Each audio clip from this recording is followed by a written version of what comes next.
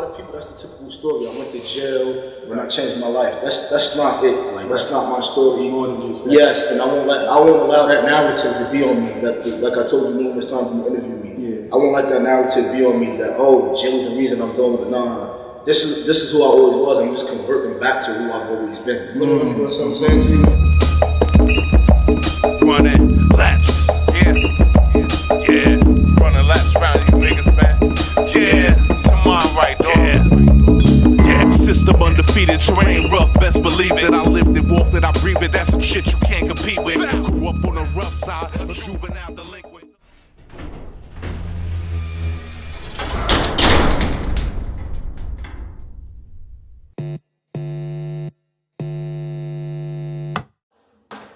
Welcome to L.A.P.S, Life After the Prison System. I'm your host, Jay. Today I got a guest who I've had on my other platform a couple times. Gonna let him introduce himself without further ado. My name is Day One, leader and founder of UBO, as well as, I started this, this hood type of campaign called MMGA, Meet Marry and Great Again. It's about promoting positivity and unity within my area, my community. Okay. So if people don't know Day One, tell us a little about Day One coming up. Coming up for me, everything was a learning experience coming up for me. Mm-hmm. Coming up for me, I have numerous male figures in my life, and numerous female figures in my life. Multiple strong black sisters and brothers and like that. Right. And growing up for me, everything was, a learning experience. Everyone has their hardships, but due to those hardships and those experiences, it shaped me into being a stronger person. I won't always say better because every day I strive to be better, but I would say that it made me stronger. Okay. So, and you said you're from Marion. I'm from Marion Projects. Right. So, like in Marion, what was it like coming up? See, coming up for me, Yeah. my grandmother, Denise Martin, everybody know her as Top Cat.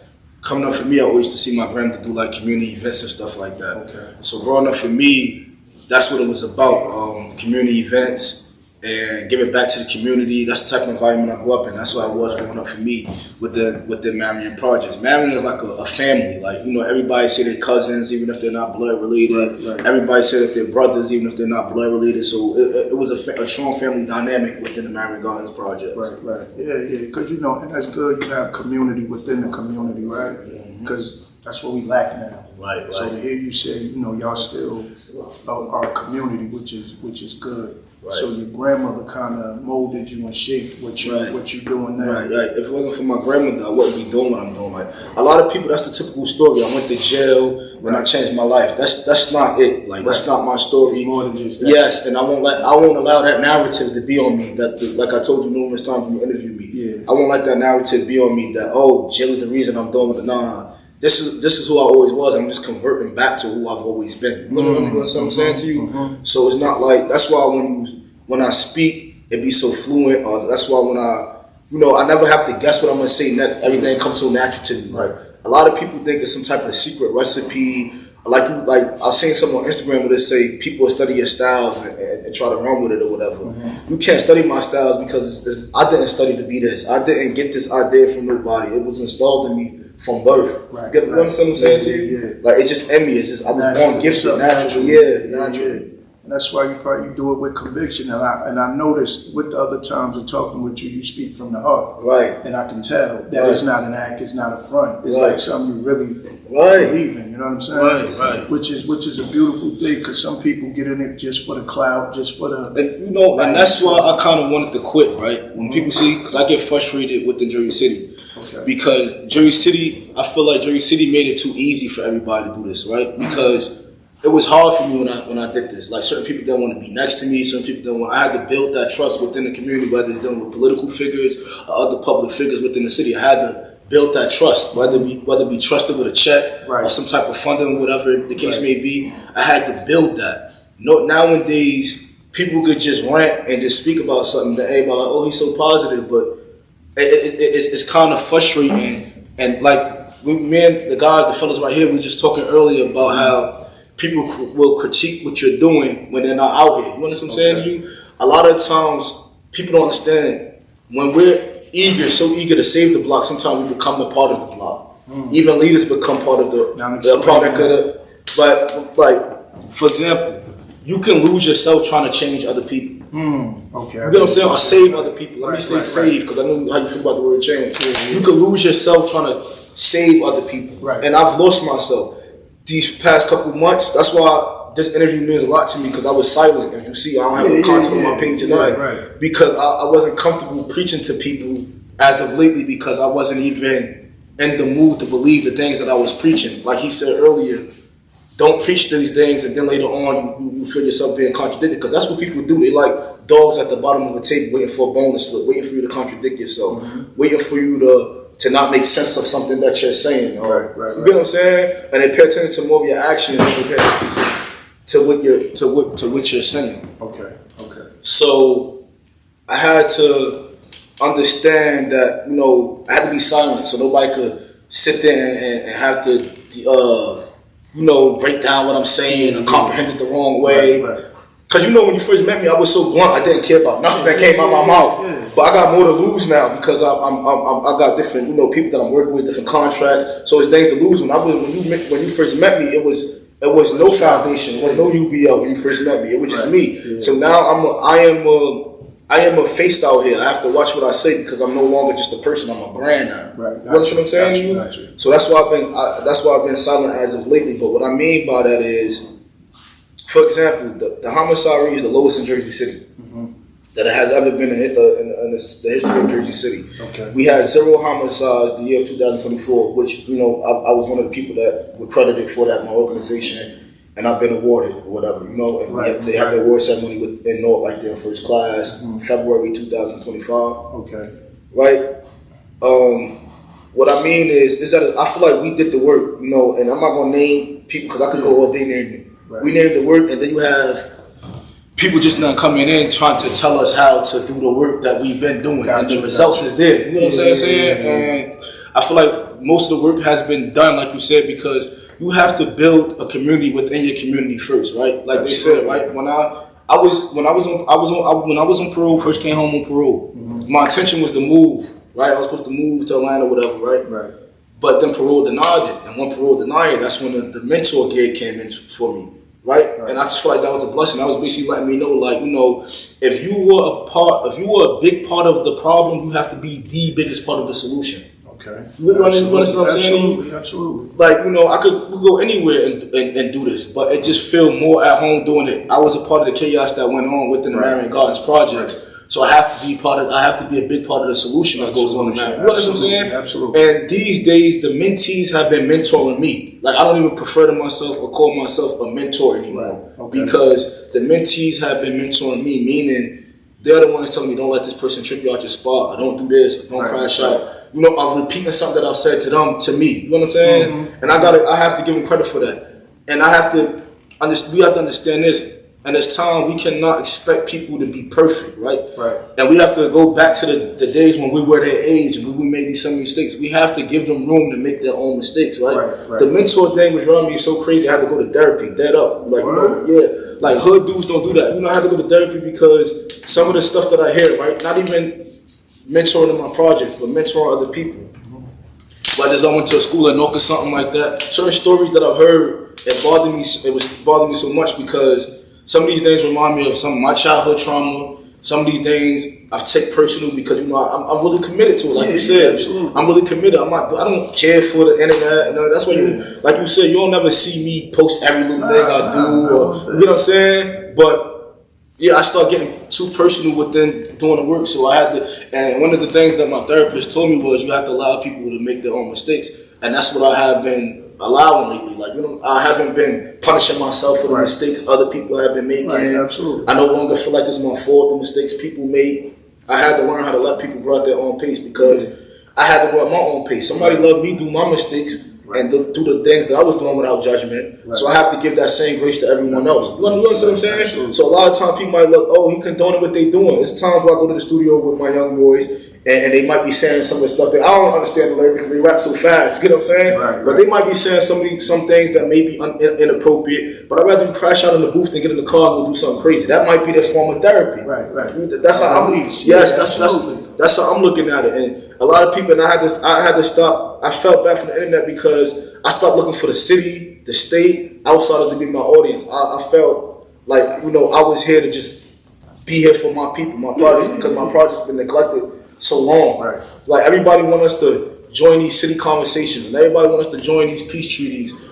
But when it comes to resources, we are neglected within the city, right? Right. You get them, you understand where I'm coming from? Absolutely, like, you want me to go to sit down and do that, and do all of this and be a part of all the different agendas. And when it's time, it's time to do things for the community, such as, you know, giving back. When you see all these drives and all these things going on in the city, it's not us trying to be funny doing our own thing. It's just we're neglected. You know what I'm saying? Right. And even no disrespect to my political friends.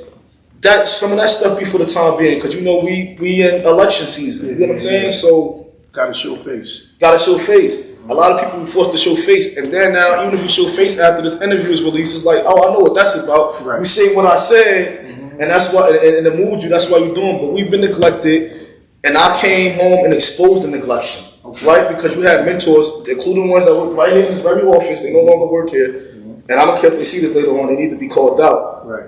They used to put paperwork in as if they were doing the work in Marion Project.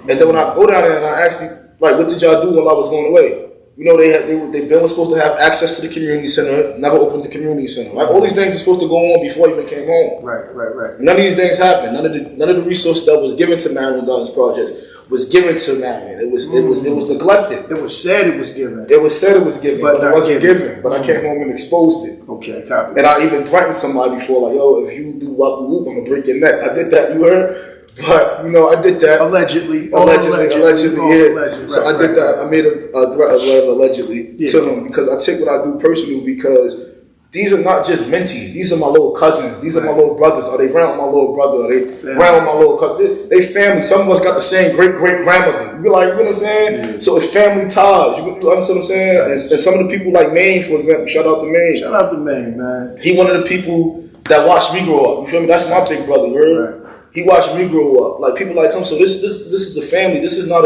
about a check. This is not about politics. That's why I don't care for being politically correct. Right. That's why I don't care what comes out of my mouth. Right. Because I'm not here to be embraced. I'm not here for numbers. I'm not here for clout. I'm not here for likes. I'm not here for comments. Right. So I really don't care. I'm a realist. Right. You understand what I'm saying? Yeah, I'm a realist. Right. Like, you're going to hear the real deal when you hear me. You're not going to, if I'm sitting here and when the time do come, when I do have to sit down with certain individuals, you want to know they got it together. You know what I'm saying? They have to get it together first for me to entertain a conversation. When I say people make it easy, for example, UBO. When I started UBO with the Marion Gardens projects, we've done over 100 group sessions, right? With nothing less than 30 mentees there, right? Sometimes 40, sometimes 50 on a good day. Right. Present during these meetings, right? We have the appropriate age of at-risk present, which is 13 and so forth. Right. When I look at everybody else's videos within Jersey City, no shade at y'all, I don't see nothing but little kids, my little sisters in them ages. It's not wrong with tending to them, don't get me wrong, but what about right now? What about the people that's out here doing all these shootings and all that? So everybody's so busy on, we gotta come together.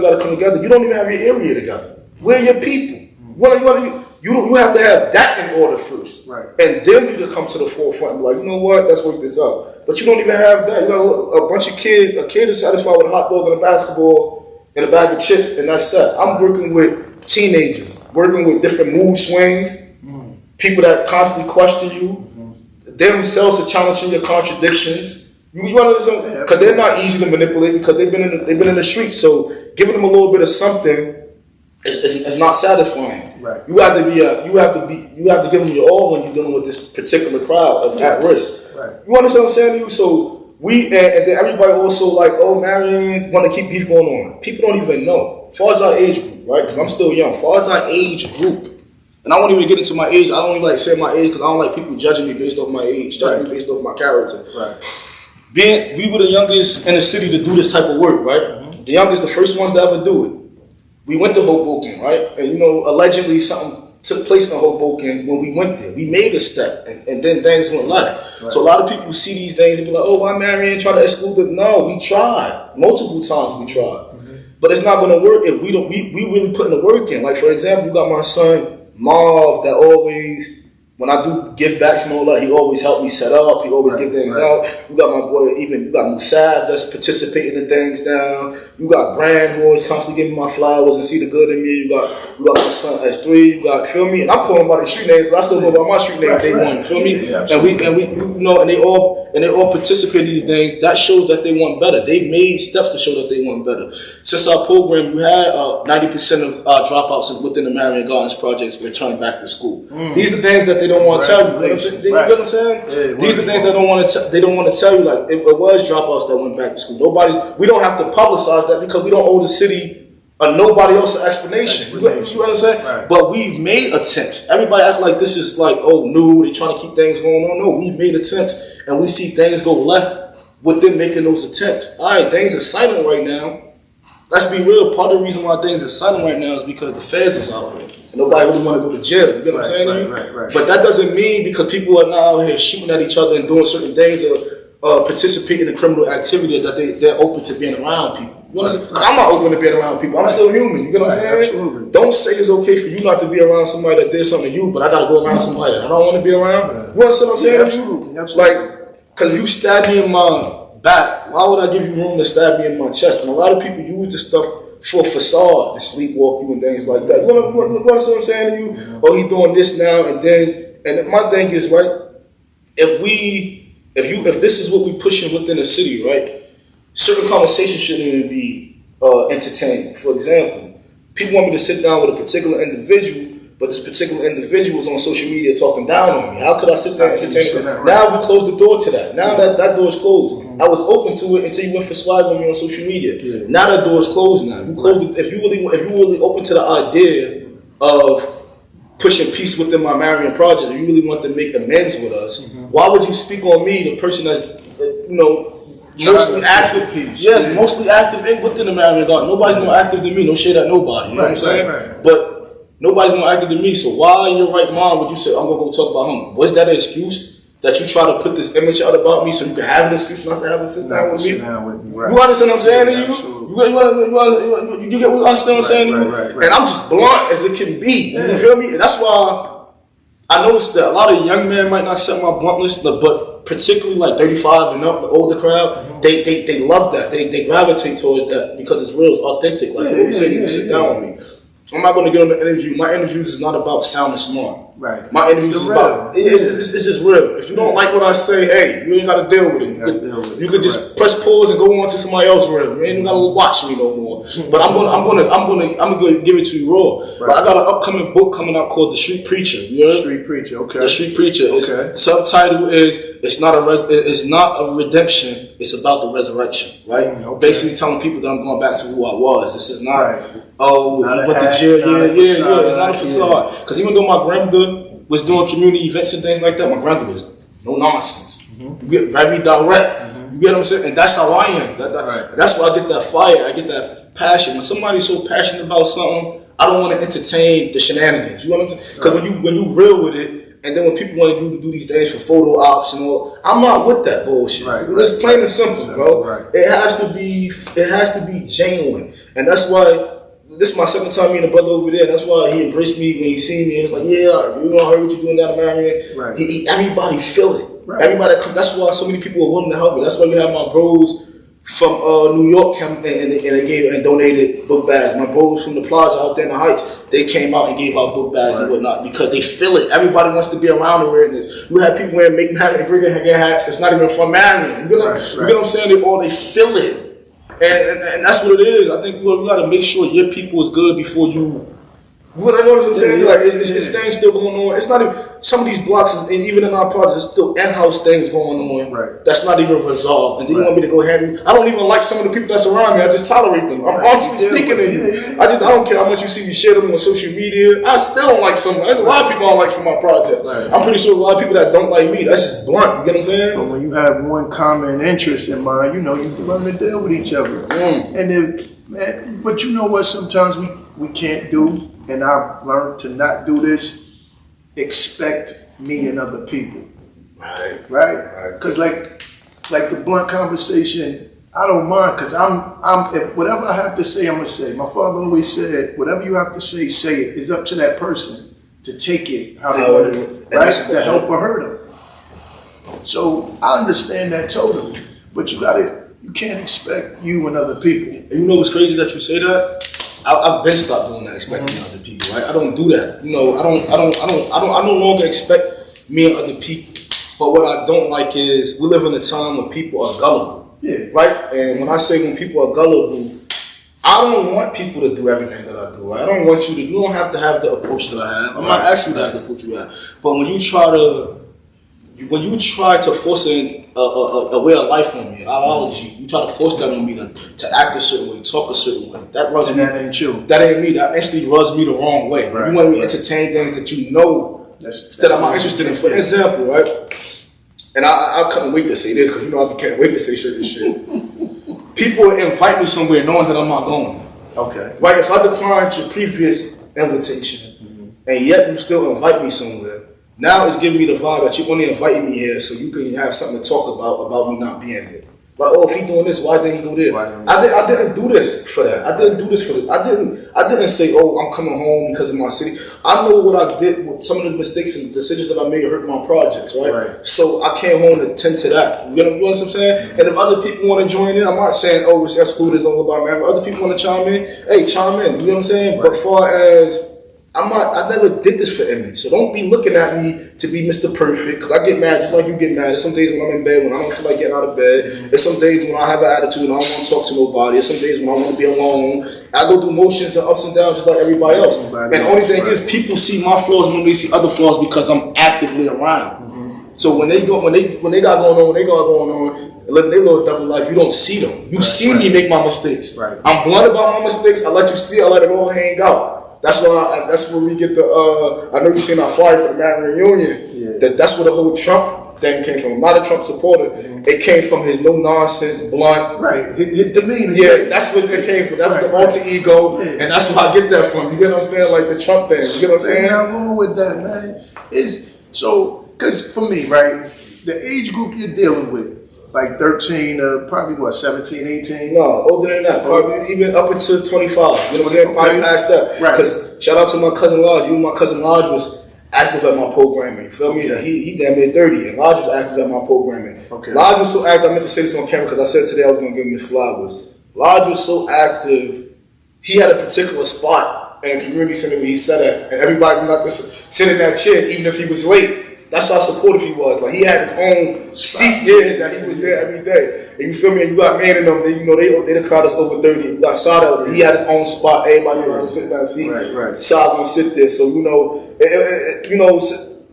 motivation doesn't have no age limit. You feel me? I might motivate somebody that's 90 years old. Like my grandmother, she passed away. Grandma Ruth that I always talk about. Right. She just passed away this April. That just passed. Well, rest in peace, Grandma. Yeah, she was 94 years old. Passed away a month before her 95th birthday, right? Oh wow, okay. And I don't do this stuff, and that's why some of the boys that I've mentored, that's why I get along with their parents. That's why I get along with them because it's real. Yeah. I don't have time to fake it to you. I don't have time to lie about what's on my mind, what's not on my mind.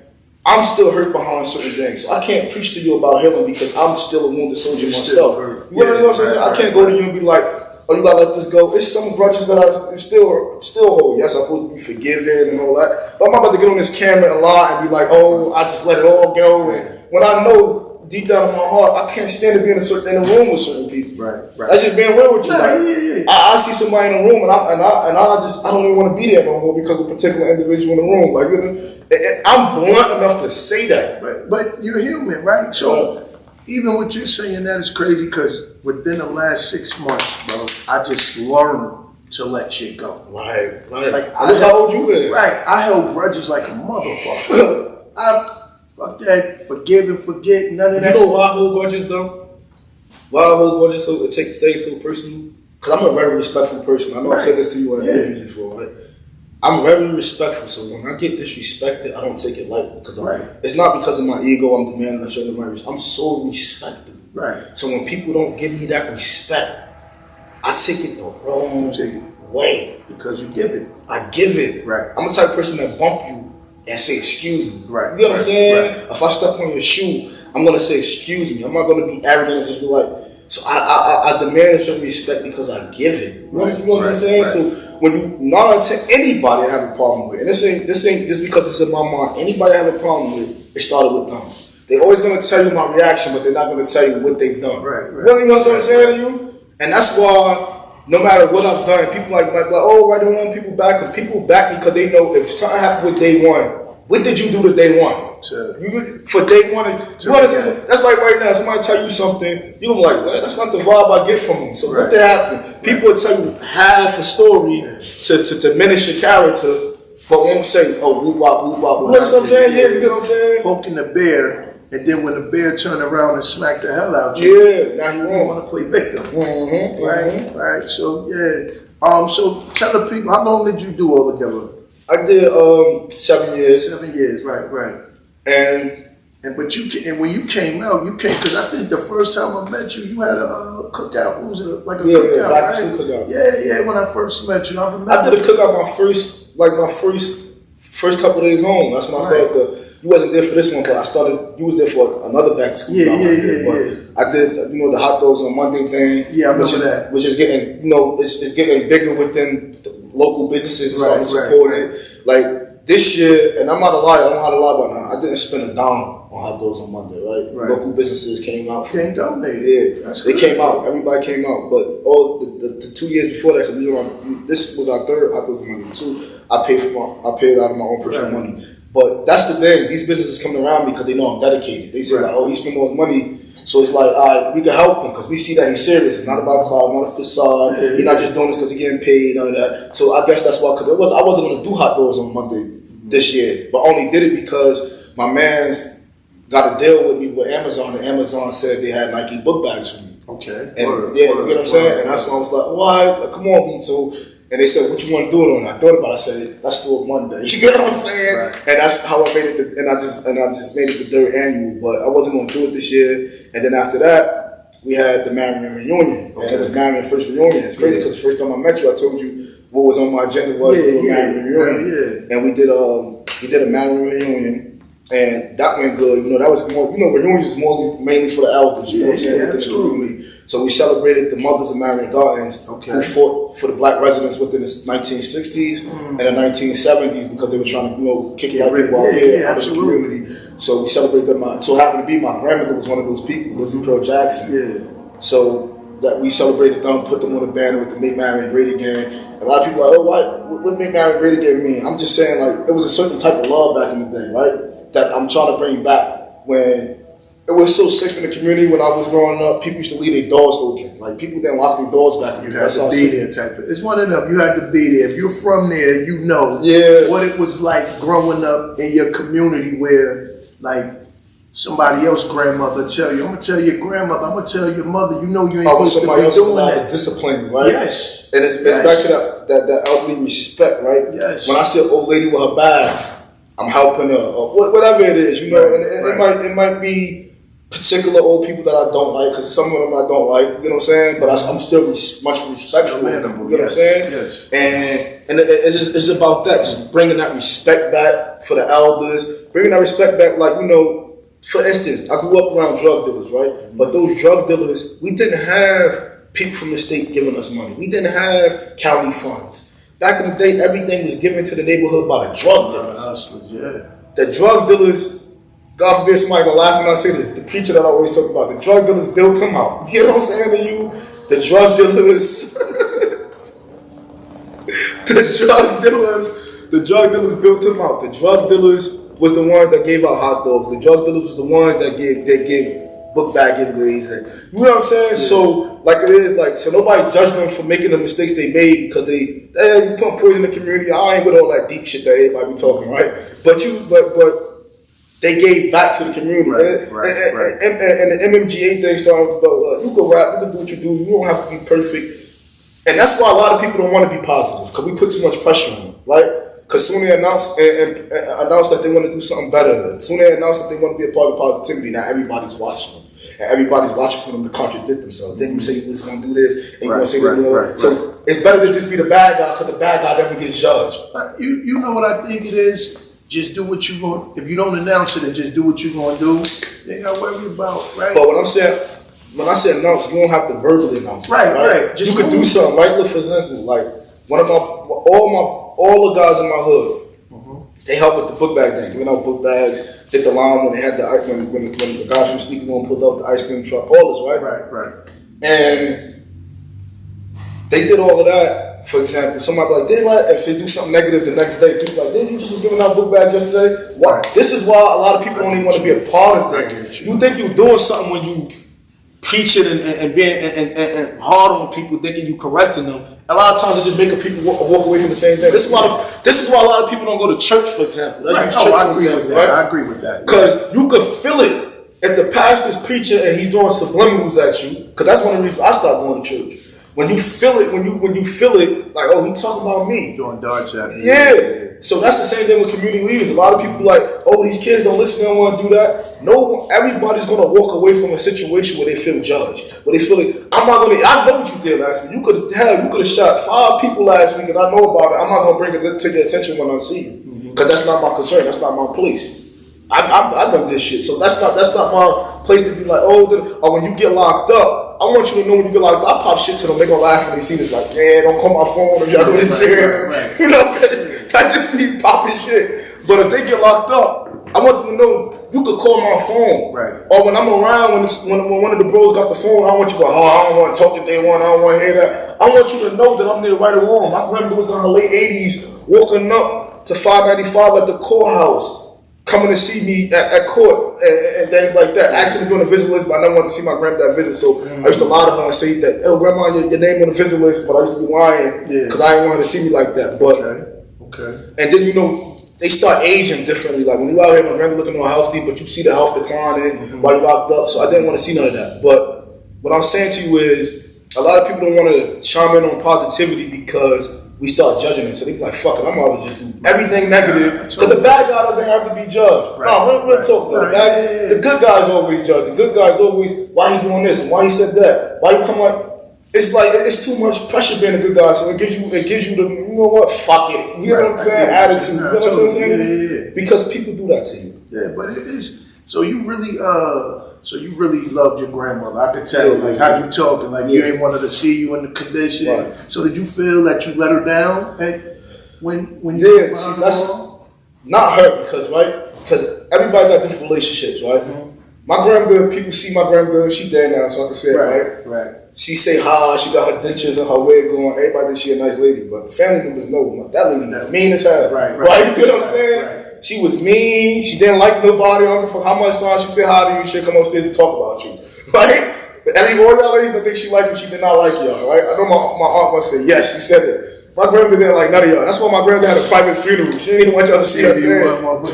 Right? She didn't even want nobody there. It was literally 15 people at her funeral. Wow. And it was like kids, her grandkids, her great grandkids. You get what I'm saying? Right. She didn't even want y'all. She don't like y'all so much. She took it to the grave. Literally, she took it to a depth. Yeah, she took it to a depth. But what I'm saying is, now the grandmother that I did feel like I let down was Miss Jackson. Okay. You get what I'm saying? Because that's a different relationship. You know, that's the one I was grandma's little preacher. That was the one that was always supportive of what I did. Mm-hmm. My other grandmother, she didn't understand what I was doing. Her thing is 9 to 5.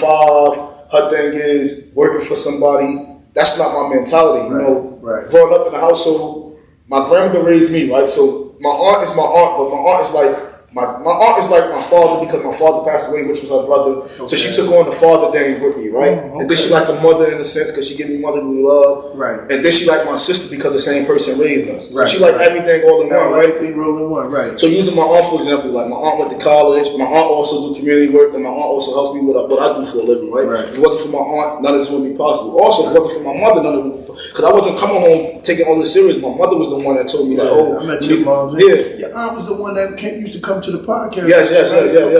But my mother made me take it serious. Like, oh, you should go up here. That's how I had my meeting here. All the mentors here. Okay. They embraced me, whatever. And then we went on from there. They're like, oh, you got a different type of feel to you. They felt this when I walked in the room before I even opened my mouth. And that's when I start doing this work or whatever the case may be. But like getting back to my point about my grandmother. Yeah.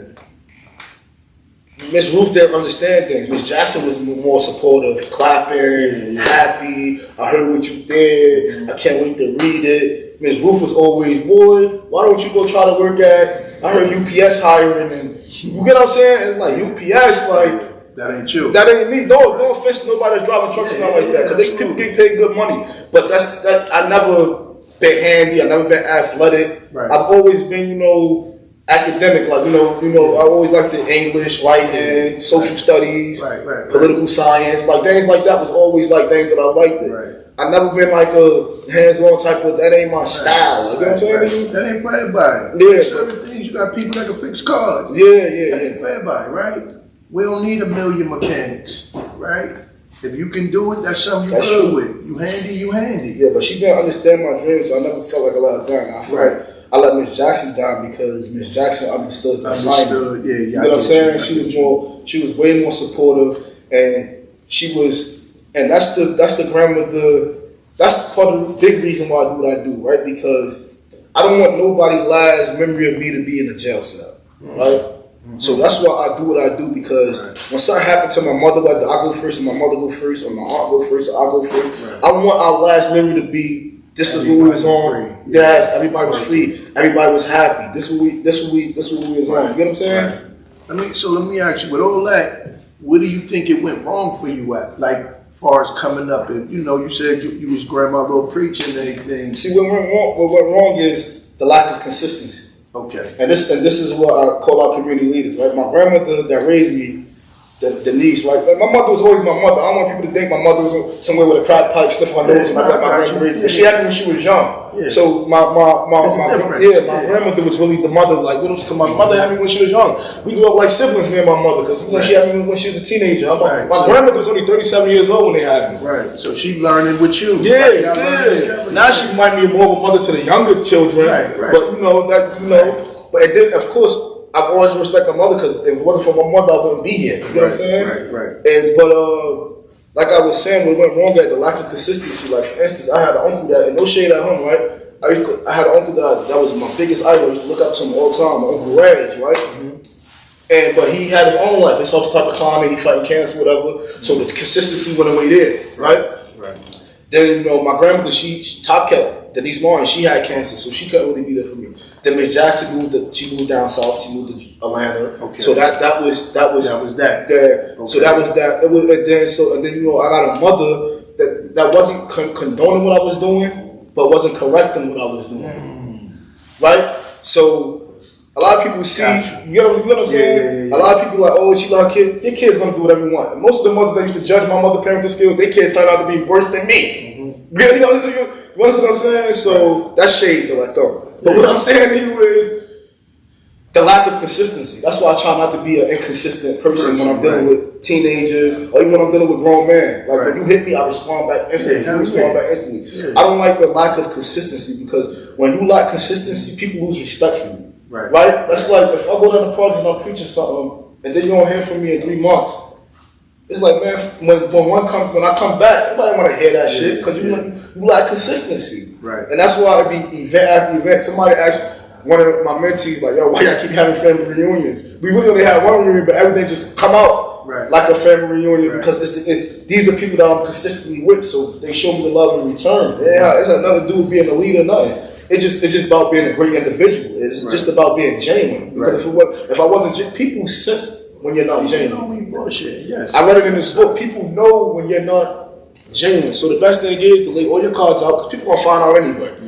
So it's lay your cards out. I'm not gonna sit here and allow the interview, and then I'm gonna show you some other shit later. I'm gonna let you know what it is right here now. So when you see my interview, you be like, man, that nigga said he was 0 tolerance, but he did say. So I'm putting it out there. You know what I'm saying? You have to respect somebody who tell you what it is, right? So if you say you know nonsense, this, that, and the third.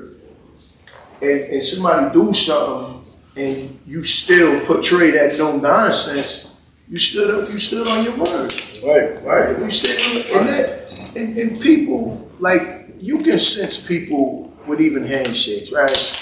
Like I was always shout out told, Hand, because Hand always say he says people. right? Yeah, from handshake and look them in the eyes. Right. Like I was always taught, like when you talk to a man, you shake them, you shake their hand, and you look them in And the I eyes. could tell when people are uncomfortable when I get them eye contact because they look away. Yeah. Like, you ever looked at somebody, like you said, I'm giving you direct eye contact. Yeah. Somebody look at somebody eye contact and they catch you giving them eye contact and they get so uncomfortable. It's either they're uncomfortable with you or they're uncomfortable just with A lot of themselves. times it's within themselves. Yeah. Because if you're a comfortable person, what are you looking away for? Yeah. You feel what I'm saying? That's so true. Like that's so true. That's so true. But it could be sometimes, like just say you're having conversations. Some people just socially awkward too. That too. I learned that like even a lot of politicians are socially awkward. Like some people, Nah, a lot of them niggas just be lying.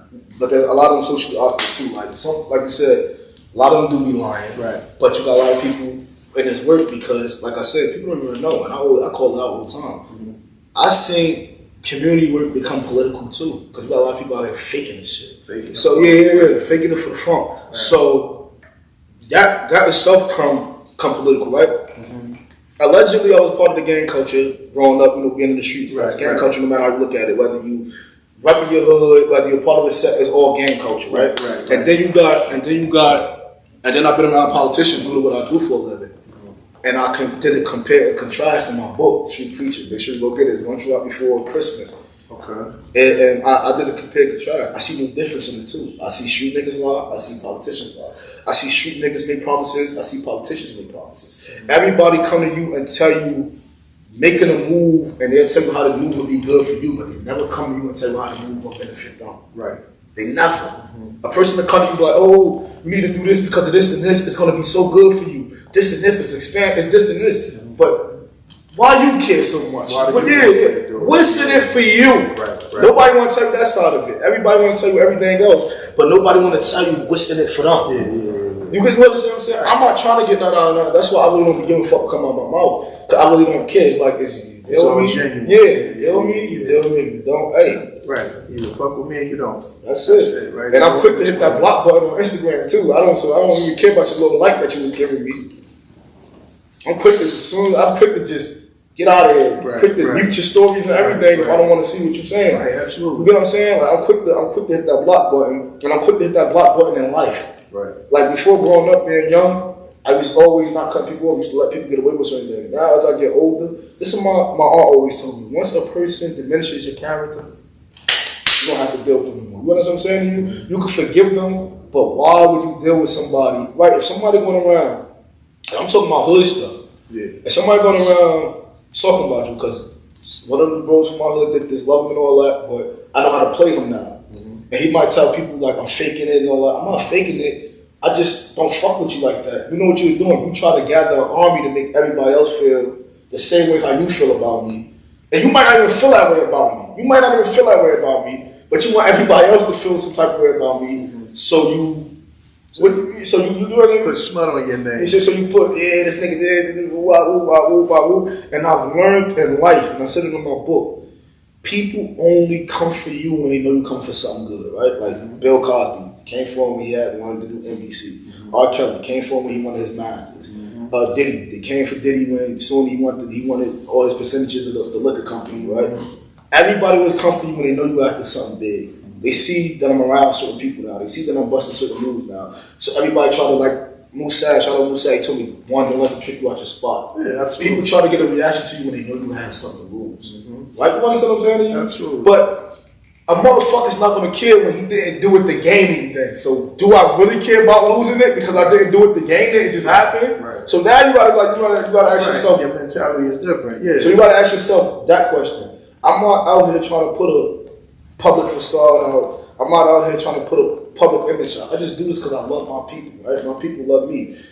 I never met a person that did 7 entire years in jail. You never hear me talk about, I can't be one of them people going around saying, yeah, when you get locked up, young brother, nobody's going to be there for you. I have mail consistently.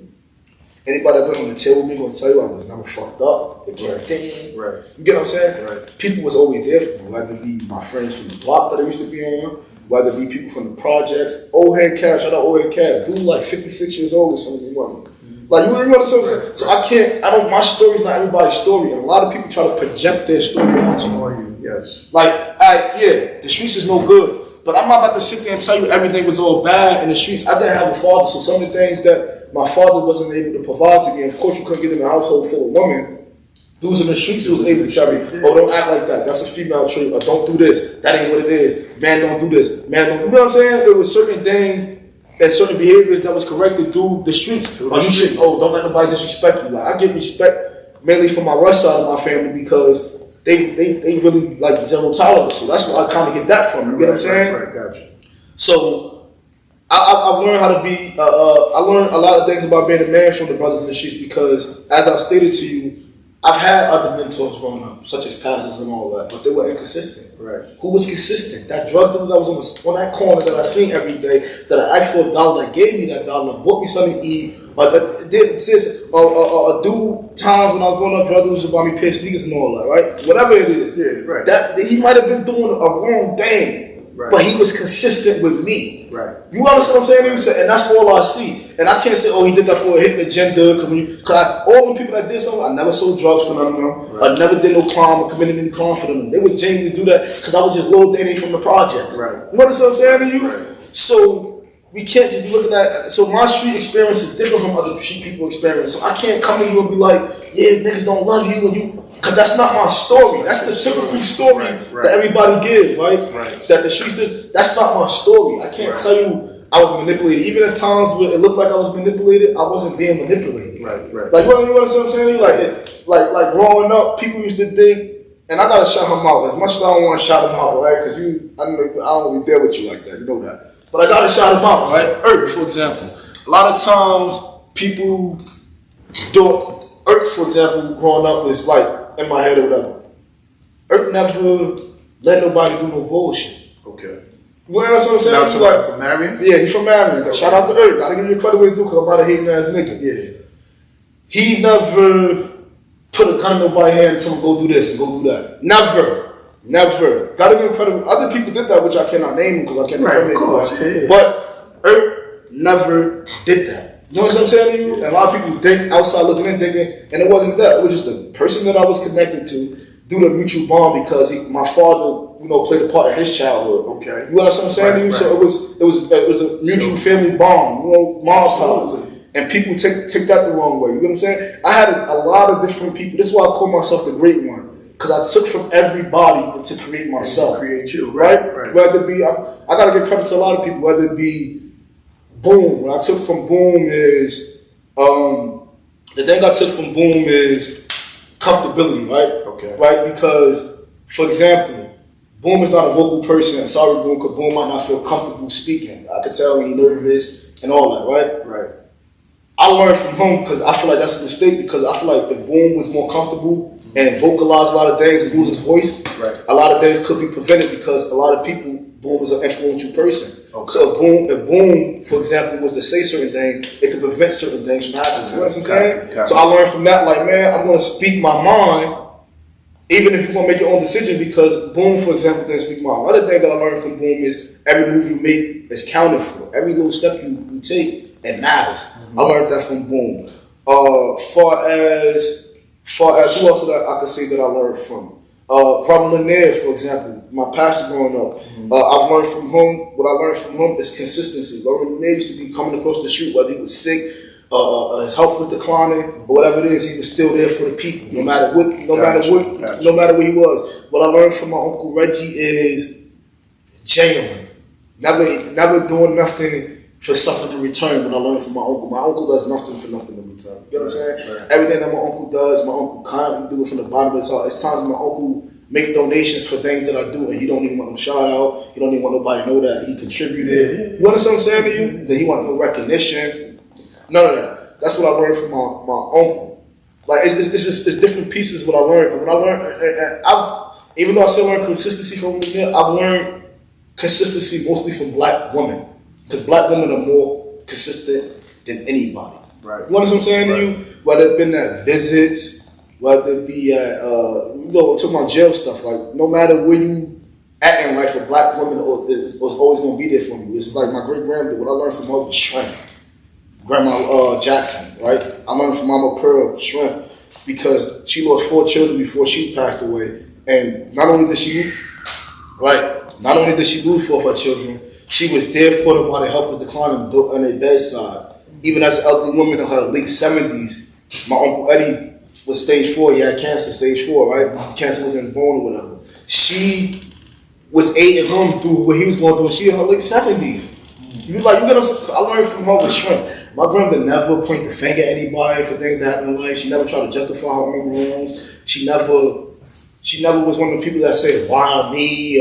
Nobody never seen my grandmother cry. I'm not saying that she didn't cry, but none of us seen her cry, ever. And I feel like people might be like, oh, that wasn't a good thing to do. I feel like that was her demonstrating her strength. Because if I fall, if everybody fall, she was so selfless. And that's another thing that I've learned from her. How to be selfless. I've learned how to be selfless from her because she, even if it hurted her holding that in, she held it in for us. Right. You understand what I'm saying? She held it in for us. But like I said, I learned from, and that's where like everything, that's where I got the name Great One from, because I took from so many different people. I was around these people. It's not like these people just was talking to me because I was from the projects. I actually spent the night before. Spent time with you know what I'm saying? I spent time with people. Yeah. Used to be, my grandma had the candy store in the projects. I used to be the kid stand up at night right there with her while she now know about people come from the project taking stuff off the table while she sleep. Or whatever. You get what I'm saying? Right. So I grew up with these people. I was consistent. I was around for months down south with them. You get what I'm saying? I was around all these different people. It's not like, oh, you gotta be around like for people. You can't just, and that's what it was. And I used to feel like those people neglected me. All those names that I named, I feel like they all neglected me at some point in my life. But I had to learn that they had, now that I'm an adult, I had to learn that they had their own lives to live, that it's nothing personal. You get what I'm saying? Yeah. At first, when you're a kid, you don't understand. you take it personal. Because Boom can tell you stories like when somebody don't answer the phone for me when I was growing up, I used to curse them out even as a kid and something like, oh, trying to play me. And it wasn't even that. You get what I'm saying to you? Right. It wasn't even that. But what I also learned is from all of them, all of above, all those names that I've just learned, I've learned understanding, right? And that's part of life. Right. And I learned that, right, and I gave Boom a shout out in my book because when my cousin passed away, he was understanding, right? Okay. Because he lost his best friend too. And my cousin was my cousin, but that was my best friend. Boom lost his best friend Hop, I lost Rondell. So that's another thing, that I could give the brother, that he was understanding. A lot of people wasn't understanding, right? Meaning, the thing about the street thing, about the gang culture in the streets, what I don't like about a lot of older people. A lot of older people want me to come to terms with putting how I feel about individuals to the side, meaning particular blocks or whatever the case may be. But y'all don't even deal with people that kill y'all mans. But y'all want me to go deal with people that kill my mans. What I'm saying? Yeah. So you basically saying your pain matter more than my pain, nigga? Right. What I'm saying to you? Right. Like, oh, why you don't just get it over with? Why you don't go around such and such? And that's what I like about what Boom did. I gotta put you on blast, Boom. When he was at one of these peace treaties and he came back and told me, I gotta tell you this story, Boom, because you ain't gonna tell it. Right? When he was uncomfortable being around a particular individual. Okay. I admire the fact that you came around and you was open about that. Most people lie. You know what I'm saying? He kept it 100% real that he was uncomfortable. I won't say what the individual is, but he said he wasn't feeling it. Not because it was fair for his safety and all like that. He just wasn't feeling it. Right. You know what I'm saying to you? And I like his honesty within that situation, that he wasn't feeling it. Right. And I learned that. Understand, a lot of people neglect your story. That's why I say, I'm not neglecting people's story when they talk about General Lab, but I can't agree with people and say nobody was there for me, because people was there for me throughout the whole 7 years. Might have not been there the whole 7 years, but by the time you walked away, somebody else knew was coming in. Like it was like a shift. People was taking turns. This person might have did 2 years with me, then this person might have did 3 years with me. Like my boy Dula, shout out Dude. Dude came back into my life, my last 3 years in my bed, 2020 to 23, he did my bed with me. You know what I'm saying? Always answer the phone, send the money out, even when he probably didn't even have it. Right. You know what I'm saying to you? So, you gotta be real with yourself. I'm out here in the street. I get annoyed when people from jail call me. Right? I get very annoyed because it's nothing to talk about. I'm gonna tell you what I did, who I did it with, and then you want to just tell me about some shit that you eat on the bowl that I really don't care for, right? And it get annoying. Now that I'm in the streets, I see how much jail niggas are annoying, right? You know what I'm saying to you? It's not personal, but people got real life shit out of their bills, things going on for themselves. Yes. And you in jail, life don't pause for 15 minutes just because after that 15 minutes up and they say we got 30 seconds left from the phone, 60 seconds left, whatever, I gotta go back to living life. And you're not living that with me. Yes. You know what I mean? Life is really on pause for you. I call the jail yard the graveyard for it. They're like, you to be the graveyard, the jail yard. The jail yard is the graveyard, right? That's how I look at it. You dead for a little bit. When you say free your homie, you dead. Yeah. And a lot of us adapt to jail, right? Quick point. A lot of us adapt to jail so good. And a lot of us don't give a fuck about going to jail because we locked up before we even go to jail. Yeah, a lot of us are. But I always say, when we grow up in the hood, man, adaptability is a gift and a curse, right? It's a gift because, okay, yeah, we in this situation, so now we know how to adapt. We adapt to the situation, you being behind the wall. Even though, and the curse is, you shouldn't adapt to that, right? Like, you shouldn't be comfortable with what the fuck is going on, but you have to adjust, you have to adapt, and you gotta deal with the politics of what goes on. You know what I feel like? Behind the wall. Like for Marion, for example. And I told somebody this. Marion, for example, remind me of Yarsville. Okay. Because, the housing units is buildings, just like the housing units the in way the it project. is, yeah. And I think it's designed like that on purpose. If you look at Marion from a drove or something, that shit is shaped like a prison. Right? Nobody ever look at this. That shit shaped like a prison. I'm gonna have to look that up. Right? Even the ones in North, look up the little. Them shits. Look at Yarsville. They got like a main office right there, and then they got the buildings. That's how housing complexes are shaped. Yeah, absolutely. Right? Absolutely. And we do jail shit before we even go to jail. If I got a problem with my man to this day, positive and all. If I got a problem with my man, we going to rock it out in the building. Right? Same thing as if I'm down in Yarsville, I got a problem with nigga, I'm rocking it out in the shower, or we gonna rock it out in the phone room. Right. We live jail mentalities before we even go to jail. Right. That's why when niggas be like, yo, them Marion niggas be giving it up in jail. Because Marion niggas already been in jail before they went to jail. They already locked up already. We come from jail. Marion is jail. Right. So when we go to jail, it be like, cause we move like jail niggas anyway. Yeah. And then the dudes that come home from jail, I remember looking at people fool looking like, what the fuck is he making when somebody making something? Now I'm the nigga, somebody looking at me like, yo, what the fuck is this nigga making? Cause there's sometimes I don't want a steak, I don't want masters, I don't want fried chicken. I might want a soup, some tuna, like, you know what I'm saying? I'm eating some bullshit. You know?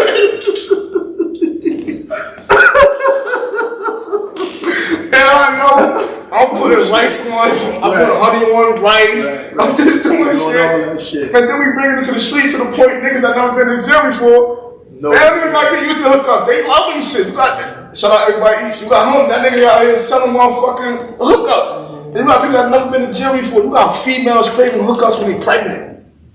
Like, you know, so people already be having a jail mentality before they even go to jail, if I make sense. Now I get it 1,000%, you know what I'm saying? But it's so what would be, you think, the biggest misconception about you that people don't understand about you?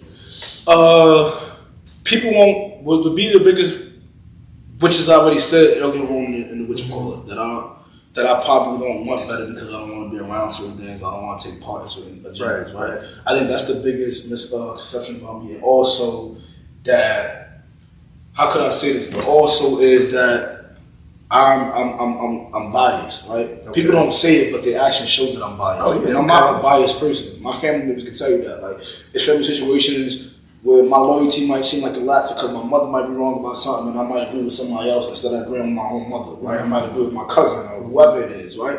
So I'm not a biased person. And another misconception is that some of the things is true. Like, for instance, somebody told me I'm strategic, like I'm militant. That is one room about me that's very true, right? Okay. Like, I'm very, like, on point, I'm paying attention to the room. It might look like I'm quiet because I'm shy, but I'm just looking out for the vibes. I gotta know who you are before I give you me. Mm-hmm. I'm not gonna give you me before you give me you. Right. Nobody. Right. You know what I'm saying? I gotta get a little bit of you. Right. And it only takes me 10 minutes to get a little bit of you, right? Once I get a little bit of you, it's good. But that's the one, like, you know, far as being a hothead, and I'm not a hothead, I'm just a realist. Because if I was a hothead, I would have been did a lot of reacting to a lot of things. So that's another misconception. Like, I'm not that. Like, I believe in fairness, and I believe in being direct. Right?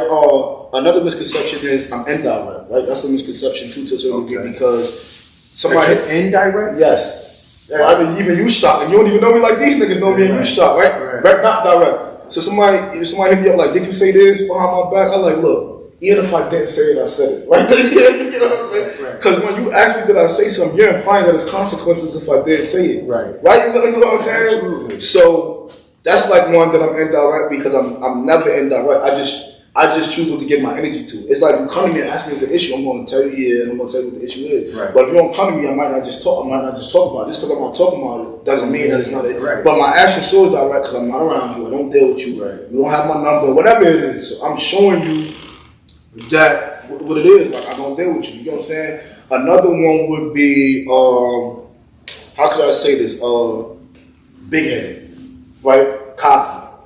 And my grandfather used to be telling me, because growing up, that was a misconception because certain dudes from my hood, whether it be the Irks or whatever the names that I just named, I started saying certain things to those particular individuals when I start getting older. Right. And the reason I start saying things to them individuals as I start getting older is because there's certain things when you're younger you don't figure out until you get older. And you be like, he said this, I know he ain't just trying to play me. Like for instance, when certain people, I'm not gonna say everybody, when certain people call me little bro, I correct them.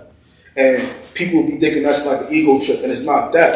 I strongly believe age doesn't make you my big brother, you have to earn that.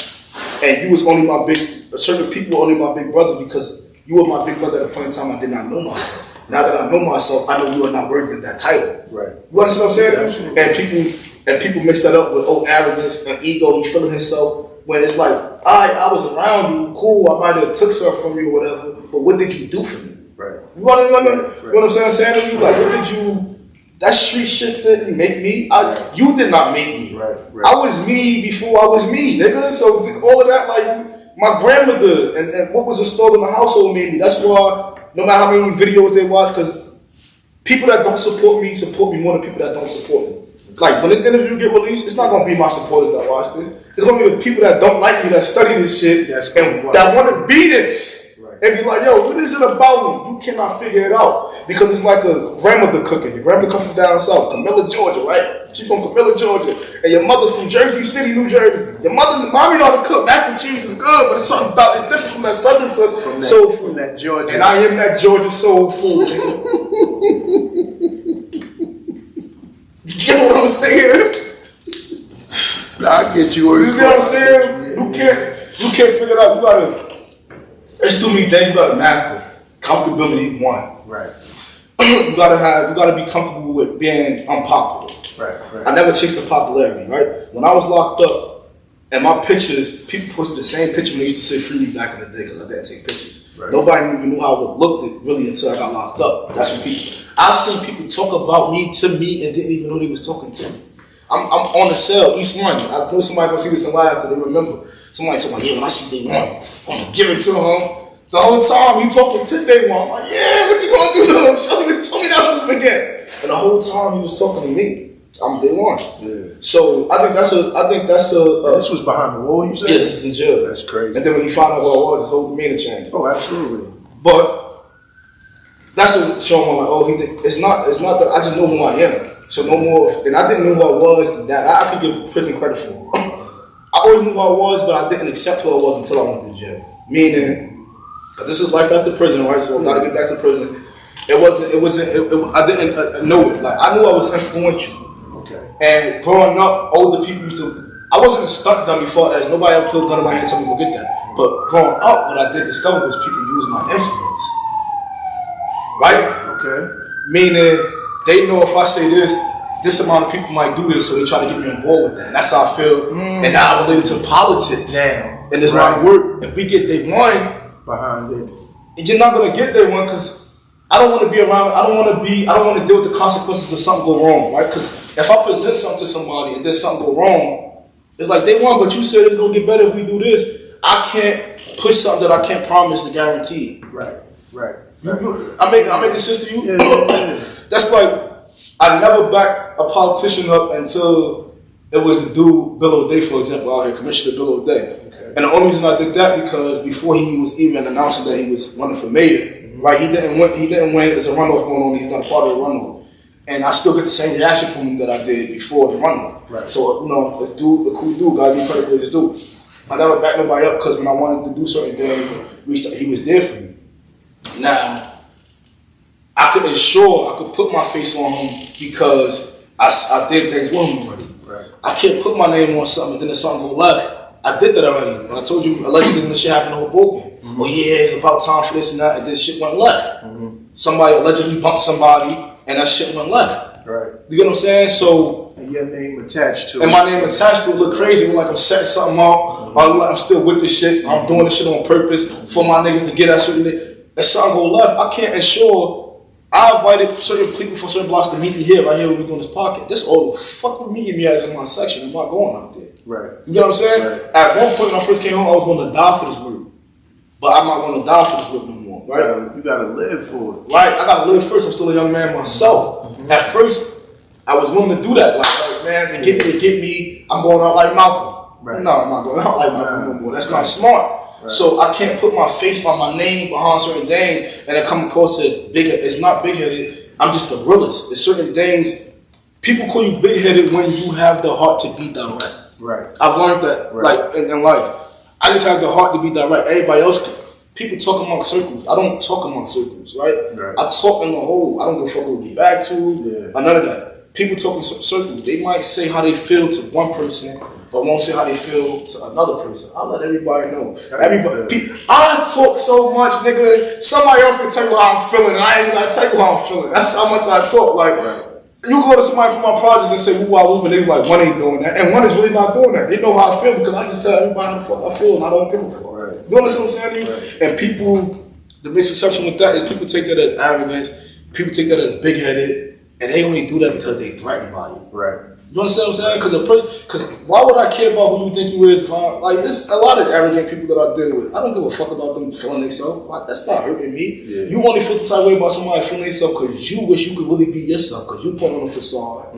And even a street preacher, like, we're gonna be mad that I mentioned this. I got the name the street preacher because the dude from my hood tried to gel off me and call me a preacher. In front of people, he was saying I wanted to fuck him up because he was saying certain things on purpose. Like, yo, they want remember you had a suit in front of all these OTs and everybody trying to flex on me and diminish my character of however they perceive me in jail. And you trying to act like and cover it up with jokes and all that, but you trying to say something. And I knew he was trying to say something because we had an intense argument, like a real argument one day. And he said, man, that nigga a preacher. And I ran with it all the way like the street preacher. I just ran with that shit. Like, he don't even know that. He gave me the idea. He wants to see this like, damn, that came from him. He don't even know that idea came from him, me calling myself a street. I'm gonna say your name, bro. Nah, don't say his name because he might try to get something out of it. So don't say his fucking name. We're not saying but you know who you are. It was all alleged. He didn't get shit from you, whoever you are. Right? But that's where I get it from, right? The street preacher comes from him. And he don't even know that. I know how to take a negative and mix it with a positive and that get construed with being big-headed. Like, you know what I'm saying? Like, for instance, Marion got a bad label on it. So I started MMGA, Make Marion Great. Right. The new Maca, huh? Yeah, the new Maca, right? So I started that. I know how to make lemons lemonade. Right. You know what I'm saying? And a lot of people take it as, oh, that was an ego trip, and it's not an ego trip. I just know how to take something negative and make it positive for whatever. Because let me tell you something, nobody's going to ever stop claiming where they from. First thing you asked me about was Marion within this interview, right? Yeah. That's something you can't get away from. Right. So people, like my brother Man always said, people like to use the hype for Marion, because Marion got a big name out here, right? They like to use the hype for clout and all of that, but then they try to disassociate themselves from everything. Yeah. But you try to use it for a storyline or whatever else that you try to use it from, but you try to separate yourself from everything. I'm out here with my boys. I'm out here with them because I love them, and not only that, I know how to turn a negative and it get construed with big-headed. You know what I'm saying? Right. Like the other side, right? A block this because I made a song Hot Dogs on Monday, right? I love that song. Yeah, right. I love that song. I made a song. And they like, oh, he came home rapping about glizzies. They did it on the drill beat or whatever, right? Rapping, diss me or whatever. Oh, what? Yeah, right. But if I would have came home and dissed a dead person or something like that, right? Then I would have been wrong, right? You know what I'm saying to you? Yeah. And we living in a time where people take positivity and your humbleness as a weakness. Right. So what I did was, y'all jumping with me? I did a cookout. Like, you know what I'm saying? Now it's like an annual cookout now. Which, you know, you see how even with the street preacher day, I made that. I know how to do that, and people say like, yo, he really be feeling himself. I feel myself because I ain't let you get to me. I'm feeling myself because I ain't let you get to me. Everybody should feel themselves. Yeah. But you know what? Thinking as you saying that, you know what makes you a great preacher, as you call it, is because nobody's perfect, right?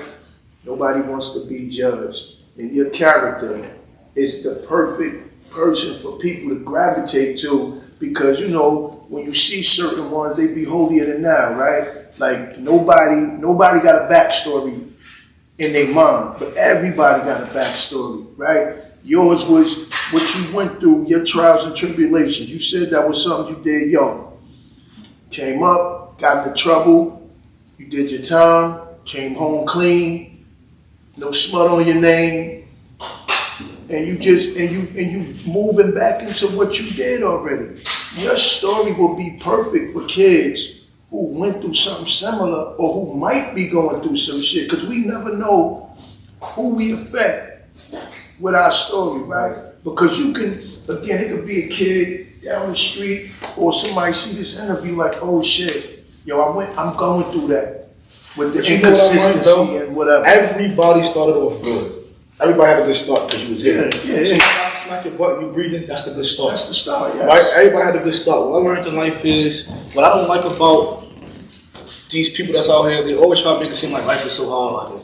They did this and they did that. I can't give you those stories, but everything in the streets is bad. There's some things that I like. There's some music that I still like. There's some of the songs that I do understand, that something that Not Blick said in the song I can relate to. Not Blick said, old heads preaching, but they not teaching. I felt that because I was that little boy that they was preaching to but wasn't teaching. Yeah. It's a difference between preaching and teaching. Right. You understand what I'm saying to you? And I ain't feel offended about what he said because I know he wasn't talking about me. Right. So you understand what I'm saying? So there's certain things that they say and they put their stories on wax, whether you agree with it or whether you say it's negative or you try to change how they live their lives, whatever case may be. I think people gravitate towards me because I give everybody permission to be themselves. Like it might be something a homie might have, need advice for, right? For example, and they might not feel comfortable telling somebody else something going on in their life, but they'll tell me because they know I'm not going to judge them. Right. They know they're not going to hear it. It's not going to go in the other circles. I'm not going to laugh at them.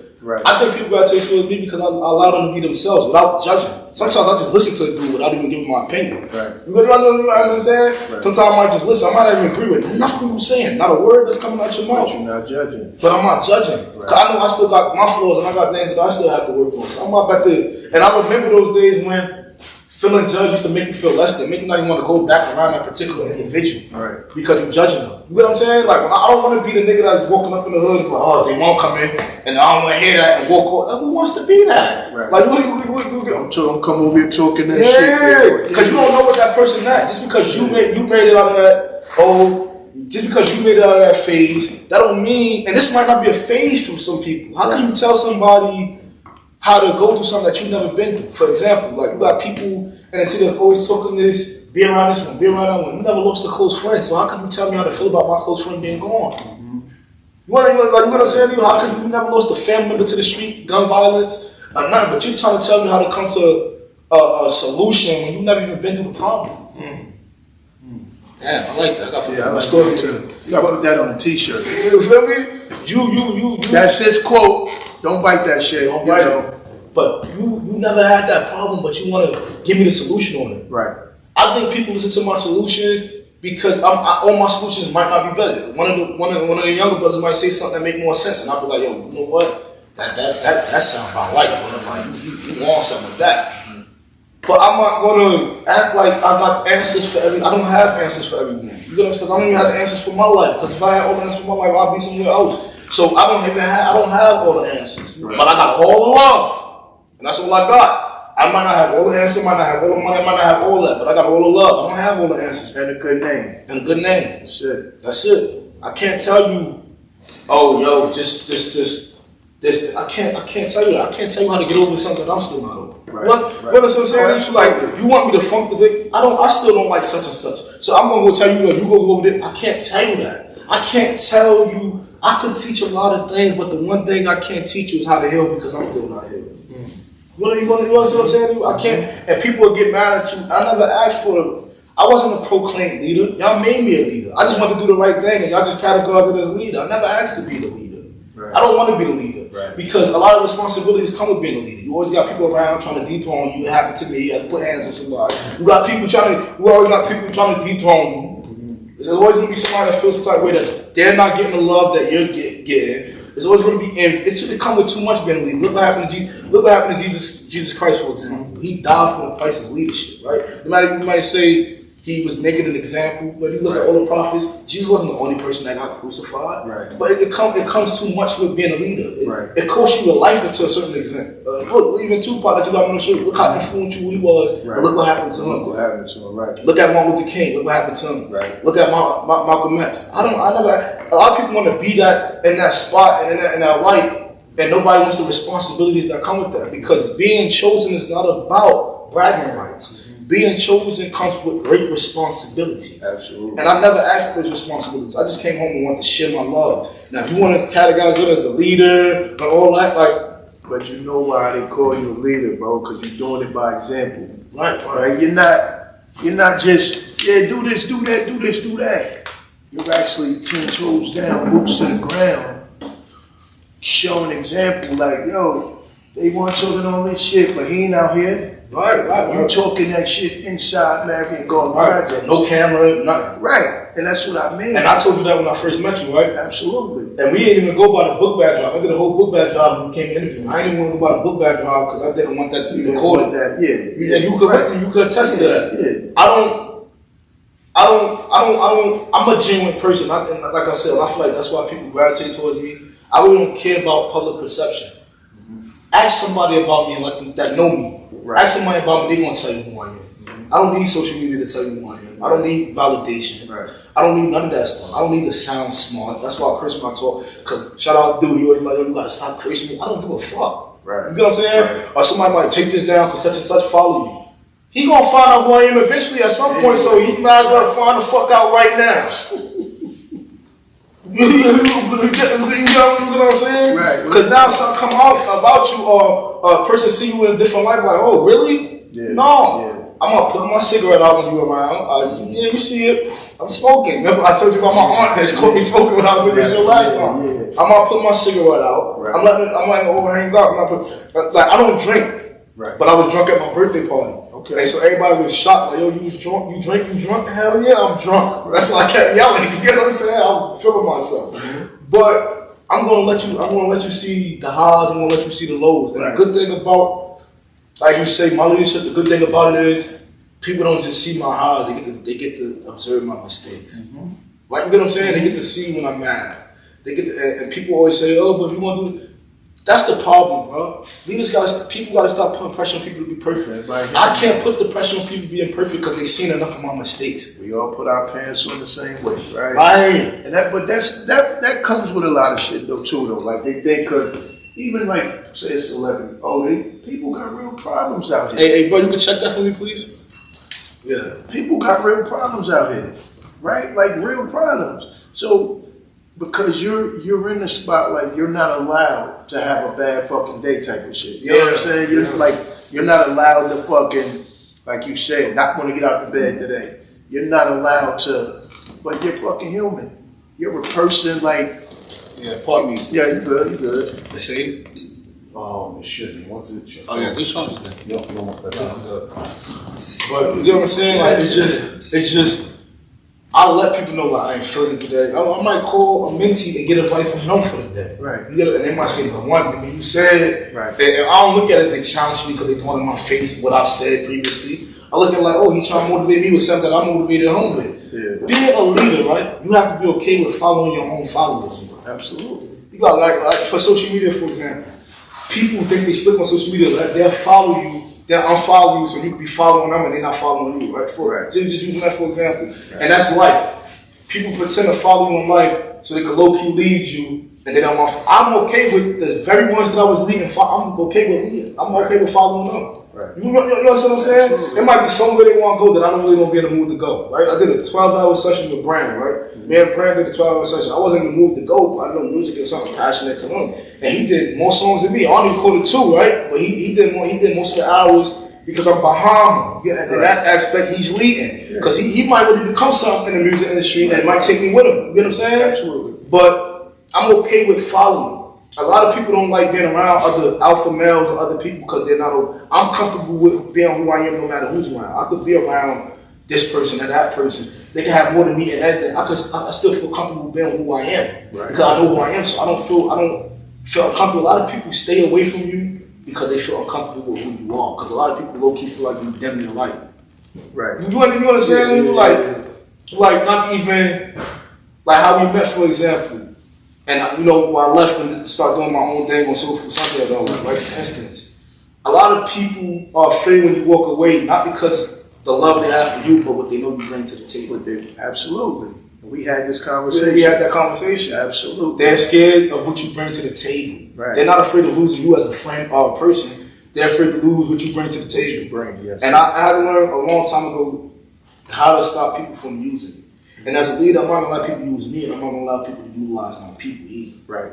If you're not coming genuine, then you're not coming at all. You're not coming at all. You know what I'm saying? And in the black community per se, right? Because one of the councilmen out in Jersey City was on live and he was talking about this. Mm-hmm. The black community, particularly the black community, has a problem with taking everything and being gullible, right? Our own people, they're very gullible. Absolutely. Very gullible. Like I told you when you came to the interview the first time. For example, all these organizations be so comfortable with being around these politicians. These politicians never wrote a check to the organization. Enough. They just be so happy with being around them. They post a picture with them. And everybody you see on my page gave me something. Right?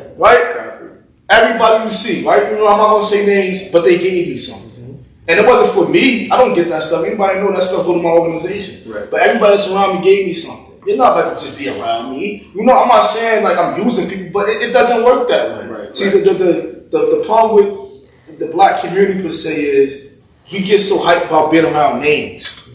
You understand what I'm saying? And I see that with black organizations like mine. They get so comfortable with being around people, they just going to get them somewhere in life. Right. When these people are where they at, not because they're nice people. Some of these people are where they at because they know how to gatekeep. And they cut through their motherfucker.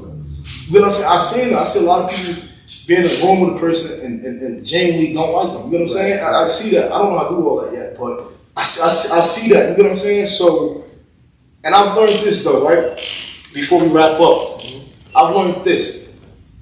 Everybody's okay with you excusing your pain, but nobody's okay with excusing their pain. They're okay with you sucking how you feel. It doesn't matter how you feel. They're okay with you making sacrifices that they themselves don't want to do. Okay. Well, I'm learning that as I go on, right? Mm-hmm. That everybody wants you to make a sacrifice when they don't even want to make a sacrifice. And I think people gravitate me so much. Yeah, people understand this. Just because you made a sacrifice to make a personal development within yourself, that's not a sacrifice. Mm-hmm. That's what you're supposed to do. You did that for yourself. Mm-hmm. Just because you bettered your life, that's what you're supposed to do. Right. Stop trying to make it seem like that's for everybody else. I'm not going to get on this camera and be like, oh yeah, I made it better because I know the youth is watching me. I wasn't thinking about no fucking youth when I knew that I had to make better choices for myself. I don't want to go the fuck back to jail. That's all. You don't want to go the fuck back to jail. You ain't doing nothing for nobody. That shit ate you up and you don't want to go back to jail. Right. Call it what the fuck it is. Right. You don't want to go. Stop the bullshit. You don't want to go back to jail. I don't want to go back. Nobody wants to go back. I'm not about to sit here and say, oh yeah, I'm doing this because I don't want to go back the fuck to jail. That's why I don't do certain homies. I know people like, oh, why you ain't say free this person? That nigga Faz grabbed him up. His ass is not going on my page. Right. You understand what I'm saying to you? Right. I'm just keeping it real with you. Everybody, see, people deal with me because I keep it real with them. Somebody got jumped, and they're like, yo, what we gonna do this when I first came home before my organization was, yo, what we gonna do? I said, I ain't doing nothing. Oh, why you ain't doing that? I don't want to go back to jail. Like, you get like, and I kept it real. And they go back one of the days when I filled in for you on your show, when we filled in for you, right? And I said, everybody always act like they love their homies more than they love themselves. But would you be saying this if they wasn't dead? Right. To wrap up, right? Would you be saying this if they wasn't dead? I'm not gonna say act like I make decisions always about other people, right? I'm selfless. I'm selfless because I give. Right. But when it comes to personal life decisions and bettering myself, that's for my personal peace. Right. You know what I'm saying? Right. Absolutely. I'm not about to get on the camera like, yeah, I believe the children are our future. Teach them. I'm not doing that. That's not you. Right. Because even if it wasn't for these kids out here, I'll probably, if parole would have accepted me moving down south, I probably would have been doing. I'll probably be working full line somewhere at a fucking grocery store in Georgia. In Georgia. With my country ass cousin, sorry, I knew my cousin was country. He said, "Good boy, you remember grandma's house? Those grits was hot as hell." And he from up here. I said, "Yeah, man, this I've got you." Right. So let me ask you, man. What's next for UBO, and what do you have planned next for Marion? What I have planned for UBO next is expansion. Okay. I'll be out in South Jersey more now, right? Okay. That's for one, right? You know what I'm saying? And I'll be doing a lot of re-entry work now, like working with people that's coming home from prison. Yeah. And then what's next for Marion is bigger and better things. We already did everything, like everything we think about that the organization to do. We went on trips, we did give backs, we did community events. What's next for Marion is bigger things, like more educational trips as far as I want to do bus rides, you know, for the sake like museums to Washington, sightseeing. Yeah, DC. Yeah, you know what I'm saying? Like my thing will be more educational things for Marion. Okay. We already did the block parties. Right. We already did all that. So Right, for right. Marion, the next thing for Marion will be more educational things. You know what I'm saying? That would be my thing for Marion. The day for Marion is like right now I don't even do the community center sessions no more because even though like right here I don't do sessions here no more either because my whole thing is now the room's down and people I'm happy to ask that because now I could tell people that even though I look like I'm not doing that, I'm doing more than I was when I was seeing more. The reason I'm not seeing now because I'm doing more. I'm in rooms trying to get resources. I'm in rooms exchanging numbers and things like that. And that's what's next for Marion. Marion, it should be a plan for say I said my man came home from doing 15 years, whatever the case may be. I should have a plan, even though he's on man, but I should have a plan within my organization where we could set up and help you get a job. Right. And that's the next thing, and that's the next phase, because it's not all about partying, having a DJ, and giving things out anymore. Right. Yeah. I've been there, done that. You know what I'm saying? Mm-hmm. So it's not about that no more. Now it's the same plan, but on a different magnitude now. You know what I'm saying? Okay. So that's what's next for Marion. I'm always give back and do my drives and all that, and get backs and things like that. But what's next for Marion now is having a plan for people because I'm learning. Right. And I say learning with an ing at the end. I'm learning that you cannot tell people how to do things when you don't have a way for them to do it. Right? I can't come to you about preaching about bettering your life and then I don't have the resources to get you a job now like that. So now we're out here and I see you selling something or doing something that you're not supposed to be doing. I'm preaching to you and I ain't even got $1 for you to go get. Right. And a lot of us do that. We judge and then we don't even have a solution. How the hell are you judging and you don't have a solution? Right. So I tell everybody, we sit down and have sit down. All the people want to have sit downs with me. If you're not going to sit down and have a solution for me, we're not having a sit down. You're not about to sit me down and tell me the problem because I'm very much aware of what the problems are. So we don't need to have a sit down about the problem. If we're not having a sit down about a solution, then we're not having a sit down at all. People misconstrue that with, oh, he's very arrogant. No. It's not arrogant. I did this right here, this very room right here. Somebody like sit down and say, oh, what are we going to talk about? And you could tell they were very uncomfortable because they didn't have an answer. You want to sit down. We sit in the hood and complain about our problems all day. If it's boring down Marion, I hear that from a fucking 17-year-old. Man, this ass, brother. I don't need to hear that shit. I know what the problems are. What's going on, yeah.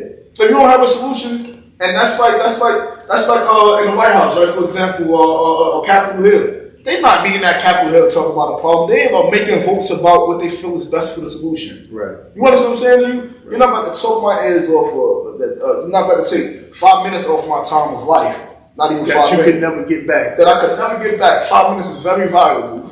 You're not about to sit here and tell me what the problem is. I know what the problem is. Right. We need more resources. Right. And that's the next thing for man. That's why I'm in different rooms. That's why I'm going to different cities now. That's why I'm collaborating with different organizations that could do things that my organization cannot provide. Right. I'm willing to work with other organizations to get those things done. Okay. And that's what it's about now for me. Right now, I just met with somebody today about jobs, whatever. And then I have this other guy that I've been working with speaking about jobs, whatever the case may be.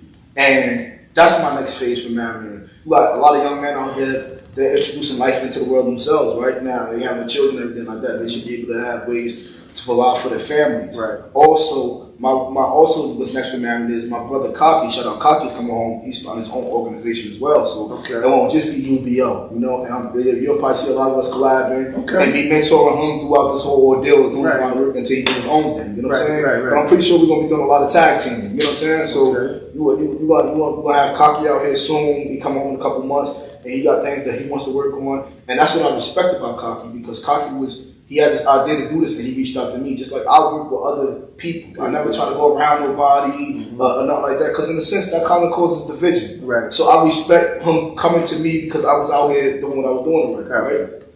So we that's my next thing: resources, job readiness, things of that nature. I don't really care to talk about the problems, because the problem is this, right? And I'm going to speak about one of the problems before we wrap it up, right? Which was, we can give people jobs, but how can we ensure their safety at these jobs? That's something that I want to talk about. Because a lot of these young men, they don't work because they don't want to work. Oh, you supposed to be doing better, why you ain't got a job? A lot of them ain't trying to get their shit knocked up going to and from work. Yeah, you know what I'm saying? Or I don't want to go to school. I don't even go to parole or probation. A lot of these motherfuckers out here violating because they ducking their taco. Whole time you thinking they just not up to date with their priorities. We need things like that. How do we get people to and from parole? How do we get people to and from probation? How do we make sure we ensure people's safety at their job? What can we station them at where we make sure nothing happens to them at their job? You know what I'm saying to you? Those are the things that I'm working on now. All of that, like, I don't have time for that, because that's still indulging in street shit. Right. No matter how you look at it, even if you're trying to, I'm acting like I'm bringing politics in the street, that's still condoning street shit, because I'm saying I ain't trying to get this one and shake this one hand. I am not fucking Louis Farrakhan. I'm not out here for that. I know what my mission is. Right? And so that's my new thing. My new thing ain't what's going on in Jersey City, because life, I'm bigger than that shit. Life is bigger than that shit. That's how I said it, I'm bigger than that shit. See how that could be misconstrued with arrogance? I don't have time for that. Because after the sit down, what happens? My young boys still can't go to work, right? Because certain things happen to them at their job. Some niggas still can't go to parole, probation. Some niggas still can't go to school. What happens after that? Right. What happens after this? If we cannot ensure what happens and take place after the sit down, then there's no need for me to sit down with anybody. Right. So my new thing is job readiness, and that's what I want to focus on. Okay. They don't have the safe passage out here? Like, I was out in, I know they got it in North, and I was out in Brooklyn, like, last year, and they have, like, a safe passage. So yeah, it's crazy, because UBO about to do safe passage, too. Yeah, so yeah. Put that out there. Yeah. It's crazy that you said that, because I just had a meeting yesterday about safe passage, right? Yeah. That we got to have a UBO vest. Yeah, right? absolutely. We got to have all that out here, right? That's crazy that you say that. But safe passage is particularly for elementary schools, high schools, things of that nature. A lot of our boys is, like I've told you, I'm not dealing with little kids. Right. You know what I'm saying? Yeah. I do think that benefits the other kids in the community, but that's not my audience. You know, they have other things for them. A lot of their program is free. Like, they got Boys and Girls Club for them. They got programming for them already. It's our young adults that are being neglected within the community. They have all this stuff. Every time as a give back, little kids always. They don't share that thumb. It's just the older boys and the older young women and all that. They the ones that normally get neglected by our communities. But little kids, there's a lot of programs out here, a lot of free after school programs for little kids and all that. Right. But safe passage, that's good. We're doing that, but we're talking about in the sense of helping getting somebody to work. Like for example, you know how and I got this idea from somebody, like right now, I want to purchase a van, right, with my business, right, and I will be doing that soon, right, one of these, soon, real soon. I want to do that, right, so we can ensure the safety, but we got to make sure, we got to secure the job readiness thing so much where, let's say 9 of my boys, I'm so cool with a business owner that 9 of my boys can work at that one particular spot, so we can have transportation for them all 9 of them to go to work together and come home together. You know what I'm saying? Yeah. It's not. These are the things that day one is focused on. Like when you like, yo, what's on day one mind? This is on my mind, because when you don't have solutions for people, they go finding problems. 2. You understand what I'm saying to you? How can you tell someone how to operate when you can't even provide occupation? You understand what I'm saying? Right. So that's another reason why I don't judge. Yeah, it's good that I'm talking to you, I'm preaching to you, but you can't go buy yourself a Dunkin' Donuts, bagel, or something like that, the days get rough out here. You might go commit a crime and go rob somebody, something like that, because you don't have the funds to do what you need to do to be taking care of yourself. You can't just think talking to somebody, because talking ain't do shit for me. It's something that I knew that you was right when you said what you said, and I took it in, and I took heed to it. But at the end of the day, you have to go live life. You got it. Yeah, absolutely. You get what I'm saying? I had to go live life after that conversation. You was very much right, and a lot of and people start resenting you as a leader when you always got something to say without a solution. Yeah. I started resenting people that's older than me. Some of them names that I named because they always had something to say about what I was doing was wrong, but they never helped me when I did what was right. Right. Or they never had a way for me to do the right thing. Right. To Tell you way to better. Yeah, pointing fingers, telling you what you need to do, what you need to stop doing. But all right, send me somewhere where I can fill out an application and I know they're gonna hire me. Oh yeah, where's your business name? Good name? How good is your name to get me somewhere? You really understand what I'm saying? Like I only speak on things that I can control, so to speak. You know what I'm saying? Because it's like, even in this line of work, one of my mentees, right? He was, and I won't say his name, but you know who he is. He was in the youth house, and I had to go to court for him, and speak for him, and tell him why he should have embraced it. A former mentor that used to work here, right in his office, said, "Oh, I see how powerful your boy Damon really is. If he really gonna get you home." He came home anyway, with God's blessing, right? You know, from God's blessing. He came home anyway, right? Thank God for him being perfect. He came home anyway, but you see how ill people be, and then people want me to brush off these things and be like, we'll smile at everybody's face. I know people don't like me because I'm young. I know people don't like me because I'm getting results, right? I'm getting results. To be a convicted felon and be in rooms that I've been in and be embraced how I've been embraced feels so unreal even to me, right? Because I've been places where I felt I wasn't even worthy to be. You understand what I'm saying? Every room you in, you're supposed to be in. But I'm talking about when I first came home. When you first, okay. Now I know I'm worthy. I know I'm that nigga now. Yeah, right. But when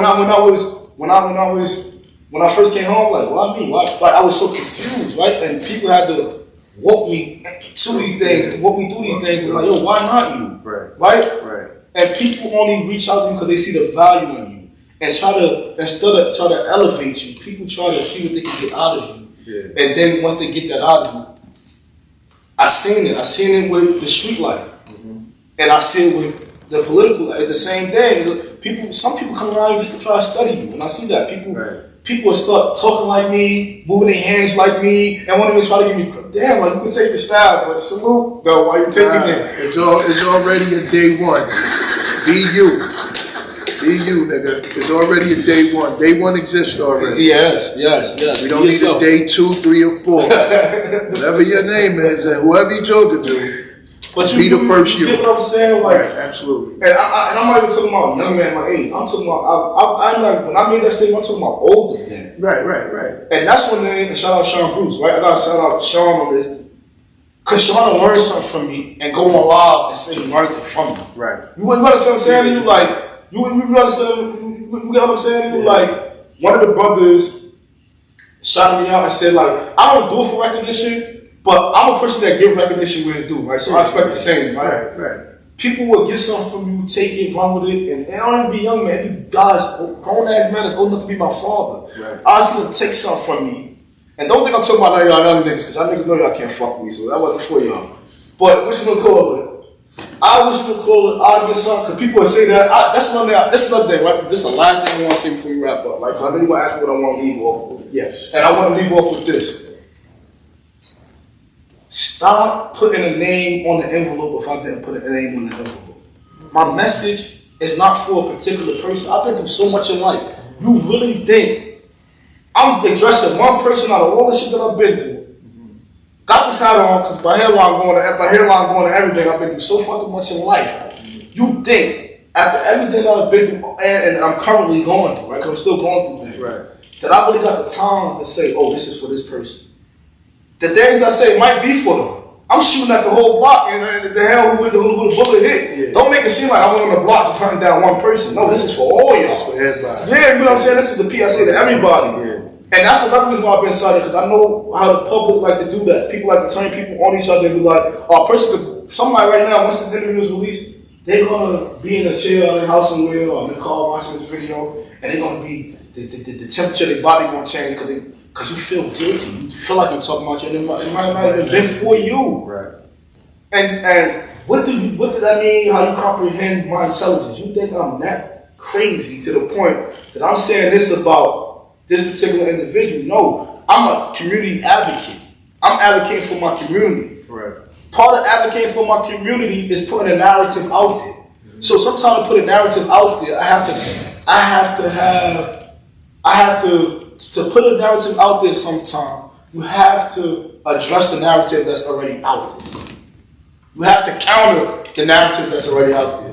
That makes sense to you? Yeah, absolutely. Like, and sometimes that's what they call it changing the narrative. I cannot change the narrative if I don't counter the narrative that's already out there. Right. So don't make it seem like, oh, he's talking about something. I can tell everyone he's talking about. Yo, and people from my projects love when I speak because I know how to say things that somebody was thinking about, but I'm just the only one that got the heart to say it out loud. Right. Like, damn, I was thinking that I couldn't say it like that though. You said it the way you need to say it. Because that's part of the sacrifice. I want to sacrifice my image. Because guess what? UBO means nothing if it's not advocating for anything or anybody. If you don't stand up for what you believe in, if you don't stand for something, you'll fall for anything, right? Anything, right. Word is born. So that's what I want to wrap up with. Okay. Don't put nobody's name on the envelope.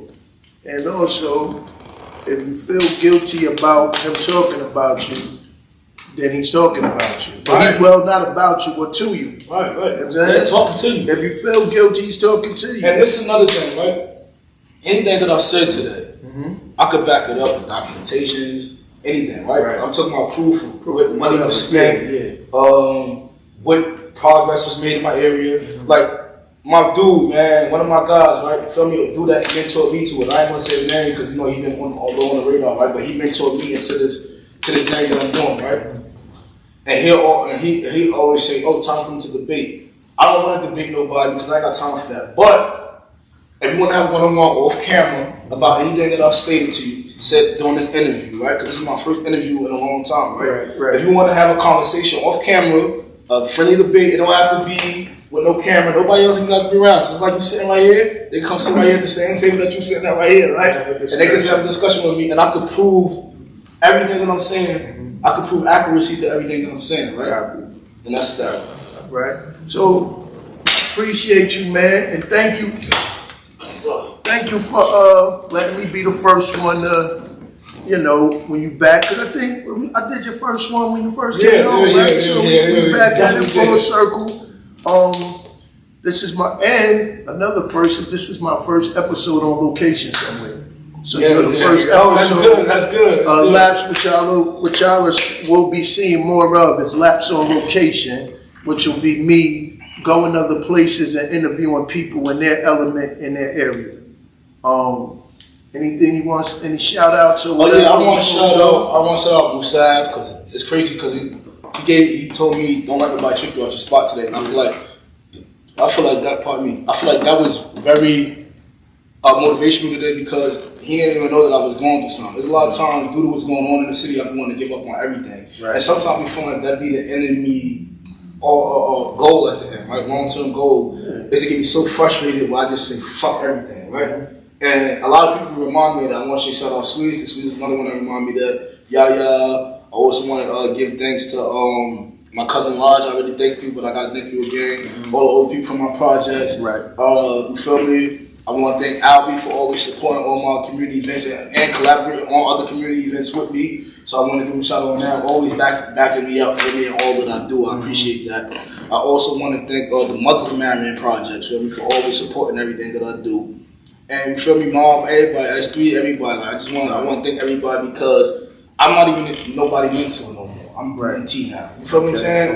And that's just being real because lately people have been preaching to me more than I've been preaching to them. Feel me? Okay. Including a little Mark. I want to thank you, strong little dude. Been through a lot of hardships in his life, but he's very strong. You feel me? I always took my hat off to him, and feel me? I'm very appreciative of all the support that he's given me. And I just want to tell everybody I'm just thankful for y'all grace.